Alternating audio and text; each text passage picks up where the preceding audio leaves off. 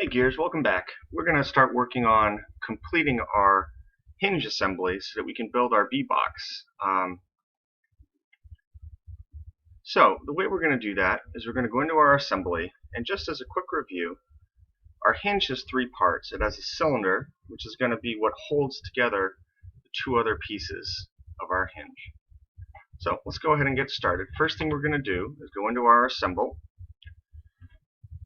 And if you don't recall that I went to File, New, and made an assembly there to get to where I am right now.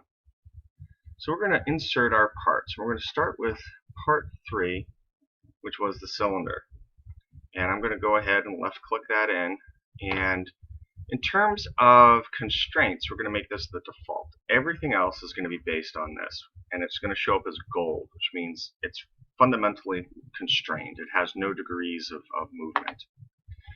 Next, we're going to insert, and it doesn't really matter which one. We'll insert hinge part 1. And we can take a look at this, and as you look at it, I'm going to rotate a little bit. You can see we have these arcs in a circle, and we have the arrows. So if I grab that red arrow, it'll move exactly in that plane. If I grab the blue arrow in this plane, the green arrow in this plane. Now really what we want is we want it to be able to rotate on that axis, but we want to take away all of the other movement. And we're going to do that with constraints. So you might remember from last year that there are a bunch of ways to do constraints. And let's start with some familiar ways. Let's click on the inside of that tube and that one there. And you can see that that's locked in place, and that looks pretty good.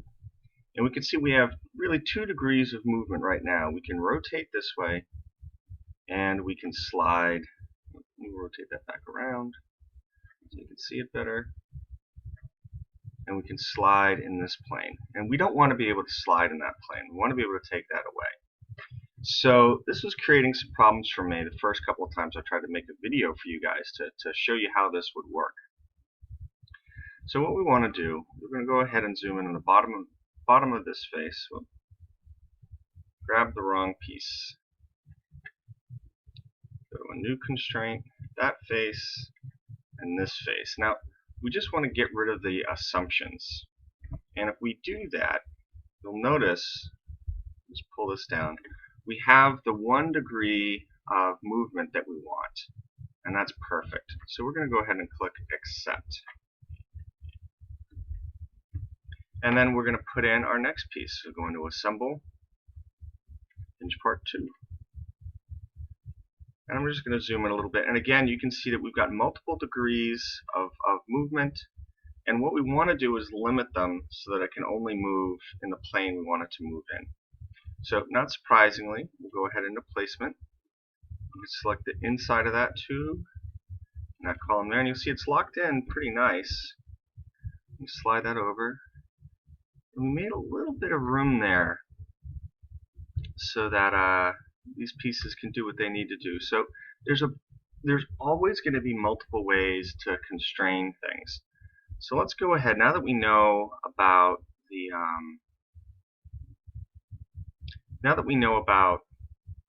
assumptions, maybe we could try some different ways of doing this. Let's go ahead and click on the bottom of that, the bottom of this. Our assumptions are gone, and let's just see. In fact, take a look. We only have that 1 degree of movement. So that's perfect. Click OK. And now we have our working hinge assembly. And how do we know that it's working for the model we want to make? If we pick on the drag command, it will allow us to move the hinge. And hopefully you guys will be thinking kind of along the lines of math and science and be asking yourselves, well, if I can move it a little bit, how far can I move it? And you notice, it'll go through. In fact, if I grab this one, it'll go through this plane. So this doesn't work exactly the way we might want it to work, where in the real physical world, where if it hits it, it causes interaction. But we can learn to do that. That's another part of the software. But you can see right now that this hinge works, and it does pretty much everything we want it to do. It's an assembly. So I'm going to go ahead and save it. It says the model isn't regenerated. I'm just going to click OK. This button up over here will allow me to regenerate the model. And we can save it. And now we're good to go. So in the next video, we'll look at how to put the hinge together with the B-box. One thing I will say before we split is that if you look at this, there are no holes in these hinges to attach them. So that's easy enough to fix. In fact, I have the parts open, so we could go ahead and just fix that right now. Let's go back into hinge 1. So what I want to do is I'm going to make an extrusion. I'm going to do it on this face here. And what I want to do is make them relatively central. So we can see here, and a lot of this is going to look familiar at this point because you guys have watched the other videos hopefully. So I want to make that exactly 1 inch. And that looks pretty good. And I'm going to make another measurement. Put it right over here. No big surprise. I'm going to measure. Oops, that wasn't what I wanted. Measure from here to here. Got to grab my normal.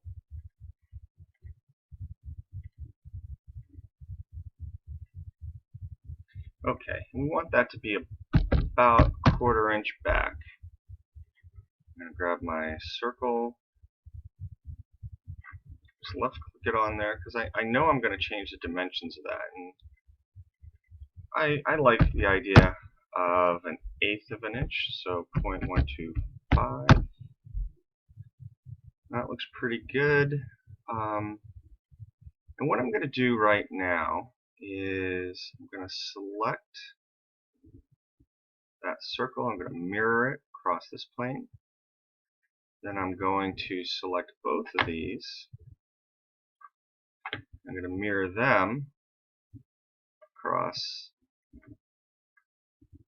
Oops, it seems to be an old center line.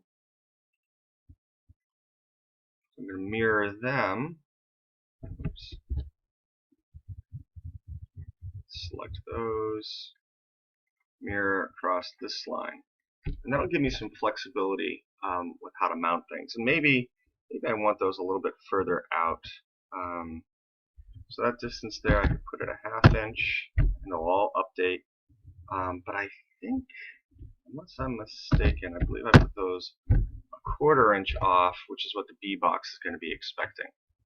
So now I click OK. And if we take a look, those are sticking up, which isn't what we want. We want them to go through. And that looks fine. So we're going to click OK. And now, this was updated in the original drawing of this part. If we go into the assembly, the question is, will it be updated? And sure enough, it is. So that's a really handy feature. You can go back, update the original part, and then it'll update in an assembly. So we have one more part to add. So it's going to be the same deal. I'm going to hit extrude. It's going to want to know, what do you want to extrude? So I'm going to select that face. Now the orientation is a little bit different than I expected, so we can. I'm just going to click. Yeah, I want to quit Sketcher.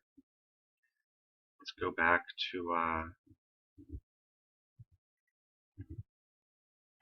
front view. That's not what I want. I want the top view, I think. Zoom in. That's better. So now I want to extrude on that. You know, sometimes we have all these biases in terms of how we like looking at things. There's no right way or wrong way to look at things, so long as you understand what it is you're looking at. I'm going to set this at 1 inch, and I'm going to go ahead and put in another center line here, and one here. I want to measure that distance. I'm going to put it about 1/4 inch back, and I'm going to grab a circle, double click on that, make that a 1/8 of an inch, 0.125, make that 0.25 inches high. So that looks pretty good. I'm going to select that circle. I'm going to mirror it about this center line. And I'm going to select both and mirror them about that center line. Click OK. Sure enough, they're pointing up. We want them to remove material, and that looks perfect, and it should be updated in our assembly. So let's go check. Go into, let's save this first. Save. Go into our assembly, and that's updated as well. So, perfect. So we're going to go ahead and save this, and then we'll get started on finishing up our bee box.